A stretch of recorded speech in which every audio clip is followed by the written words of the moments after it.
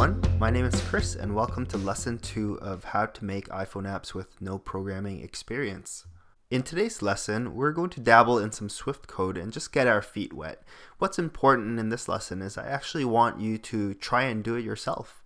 You should have a Mac and you should have Xcode installed from the Mac App Store. When you open Xcode for the first time, you'll be presented with a menu like this, and we're just going to select this one saying Get Started with a Playground.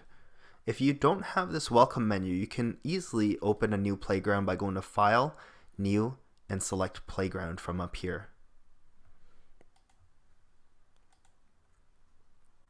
So we're not starting a whole new app project here. We're using something called a playground, which was newly introduced in Xcode 6. And you can think of a playground as just a lightweight way for us to try and test out some code without fully having to commit to starting a new app project. We're going to get a chance to create a new app project a couple of videos later, but for now I wanted to just get our feet wet and test out some Swift code. And the key thing I want you to do is to try it out yourself. So launch Xcode on your own laptop and type in what I type in and try it out. So for our playground, we're presented with a name and a platform. So I'm just going to leave that as is. I'm going to save it on the desktop. Okay, so see if you can follow along and type what I'm typing in your playground.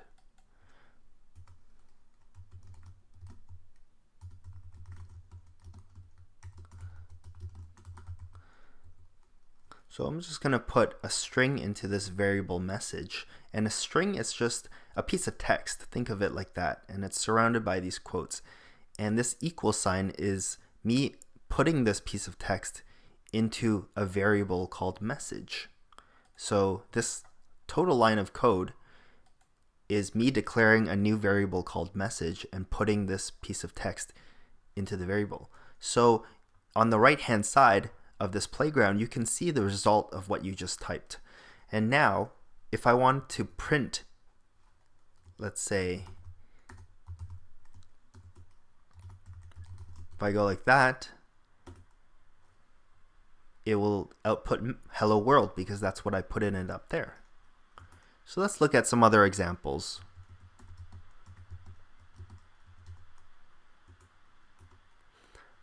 So that's me putting the value 10 into a variable a.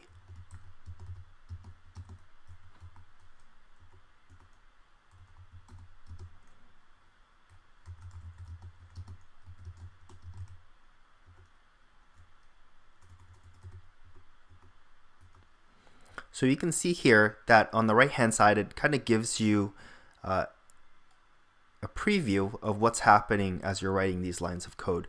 So I put in the value 10 into the variable a, I put in the value 15 into the variable b, and I create a new variable called total, which is equal to the sum of a and b. So if I wanted to print total, you can see that it is 25. So I hope you've been able to follow along so far. Let's try something a little different. So I'm going to say if total is less than 20, then I want to print the text hello. And of course nothing happens because the variable total is a plus b, which we know to be equal to 25, which is not less than 20. So it's not going to execute this line right here. But let's say if we went up here and changed variable a to be 1 instead. Now total is 1 plus 15, which is equal to 16 over here, as we can see. And now this if statement is true. Total is 16, which is less than 20, and so this line will execute.